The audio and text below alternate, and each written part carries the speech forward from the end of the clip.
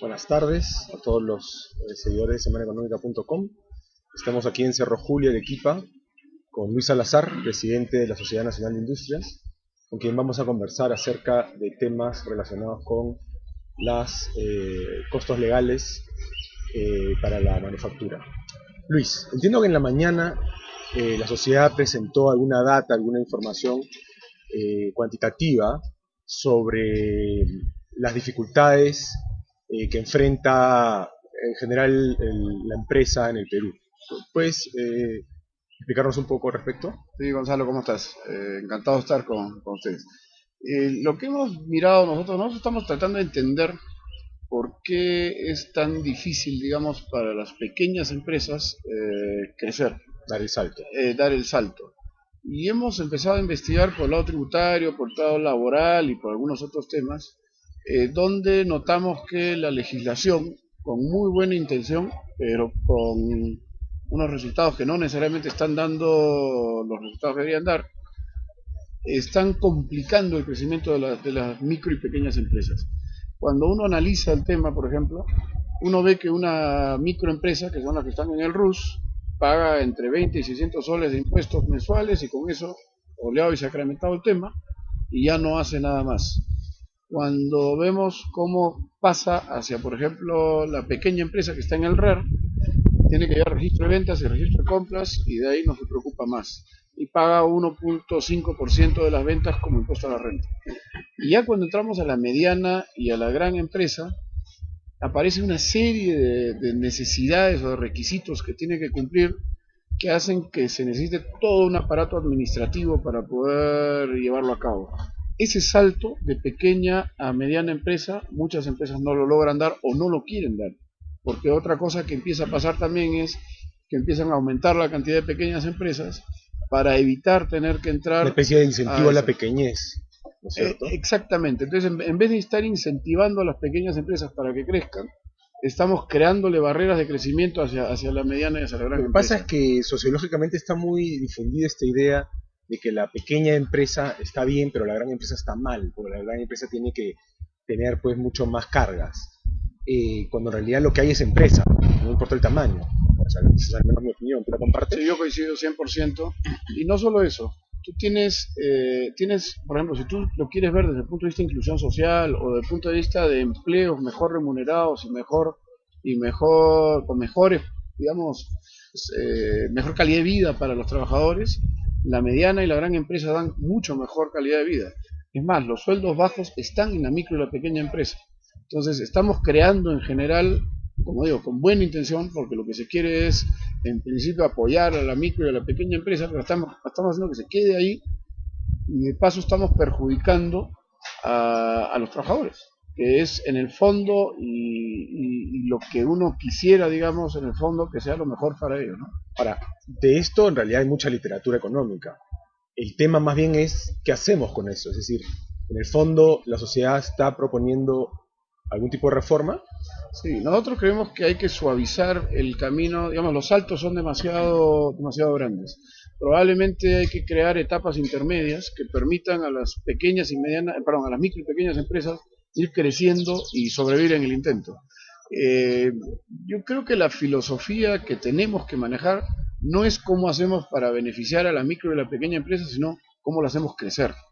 Y si logramos hacer ese chip, si logramos hacer ese cambio en la mentalidad, y es lo que está proponiendo la sociedad, vamos a empezar a crear legislación y mecanismos para que estas micro y pequeñas empresas crezcan, ¿no? Ahora, en realidad, te presento la siguiente reflexión. Estando yo muy de acuerdo con lo que dices, sin embargo es un poco un pensamiento contracorriente, ¿no? Todo lo que uno escucha en CADE es cómo las empresas deben ser más responsables, cómo deben ser más generosas, deben compartir más, etc. Y acá lo que estamos conversando es que el problema no es ese, no es un problema emocional o de actitud, sino un problema de costos. Lo que pasa es que, a ver, creo que estamos hablando de temas diferentes. Efectivamente, la mediana y la gran empresa tiene que ser socialmente responsable. ¿Pero qué significa socialmente responsable? Que quizá es donde comienzan a haber las dudas.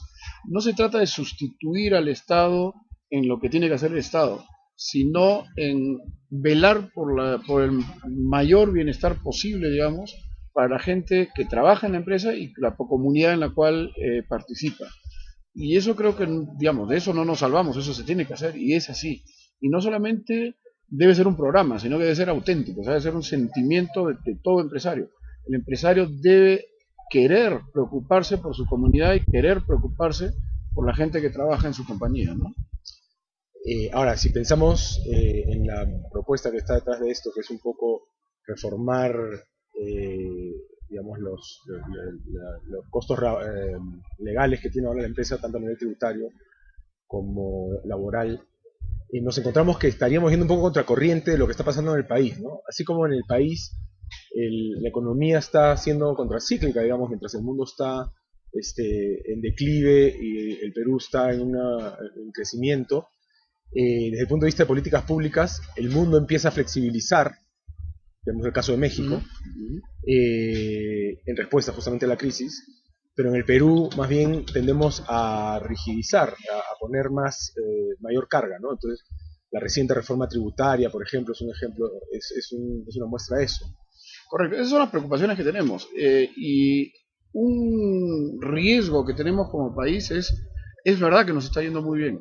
Es verdad que todavía falta mucho por hacer, pero estamos en el camino correcto y nos está yendo muy bien. El gran riesgo que tenemos es que empecemos a adoptar soluciones que ya sabemos que han fracasado en el resto del mundo. España, por ejemplo, o sea, toda Europa en realidad es un ejemplo donde la isla termina siendo Alemania, pero España está flexibilizando toda su legislación, está viendo corregir, están tratando de volver a industrializarse, porque ese es el otro problema. Muchas veces estas políticas tan duras terminan desincentivando la industrialización del país. Lo cual es un discurso totalmente contradictorio, ¿no? Porque todos los críticos del modelo económico lo que hacen es criticar que este es primario exportador, etcétera, cuando en realidad nunca ha sido tan manufacturero el Perú como lo es ahora. Y sin embargo, quieren que la empresa genere valor agregado, transformación, pero le ponen una serie de sobrecostos, ¿no? Sí, y mira, y es un tema, ahora, pero también hay una reflexión que tenemos que hacer nosotros como gremios, por ejemplo. Recién estamos empezando a hacer estudios y a hacer benchmarking adecuado. Yo creo que hemos hecho muchos trabajos, pero estamos ahora empezando ya a tratar de entender muy técnicamente cuáles son las cosas que funcionan y cuáles no. Y por ejemplo hemos hecho un estudio donde de cada 100 soles que alguien compra a una industria, 19% va para el Estado, alrededor de 19,5, 20% va para los trabajadores, desde el gerente hasta el empleado, pero va para la planilla, y 5,7% es lo que queda para el inversionista. Y el que asume el riesgo patrimonial, porque la mayoría o muchos ponen en garantía sus propios bienes personales, riesgo penal, porque ese es parte del problema que estamos hablando de la legislación.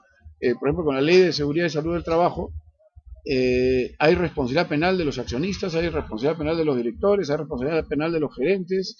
Entonces, ese tipo de cosas que se están haciendo son los que están inhibiendo el crecimiento, y también en muchos casos estamos llegando ya al punto donde empieza a dejar de ser atractivo invertir en el Perú. Y ese es un tema que tenemos que cuidar, ¿no? Ahora, a favor del gobierno, digamos, hay que mencionar la continuidad en las políticas de apertura comercial, que las ha venido sosteniendo y hasta cierto punto agilizando, intensificando este nuevo gobierno. ¿Los industriales peruanos están dispuestos a competir con el mundo? Totalmente. Lo único que nos preocupa ahora, y eso es un cambio creo muy importante dentro del sector industrial, que antes buscaba protecciones por el lado arancelario, etcétera, etcétera. Lo único que realmente nos preocupa ahora es competitividad, y es poder ser más competitivos que los países con los que estamos con todos los acuerdos de libre comercio. Somos conscientes que estos acuerdos nos traen un mercado muchísimo más grande que el que teníamos antes, y que además ha generado riqueza y ha generado crecimiento y ha ayudado a combatir a la pobreza inclusive. Pero tú tienes más de 4.000 millones de posibles consumidores o posibles clientes en el mundo, mientras en el Perú no pasamos de 30, tenemos alrededor de 30 millones de consumidores. Entonces, el potencial que tiene todo el tema de la apertura comercial es enorme, enorme. Así es, y estamos seguros que se industriales peruanos van a estar a la altura de ese reto. De eso no me cabe la menor duda. Muchas gracias, Luis. Encantado.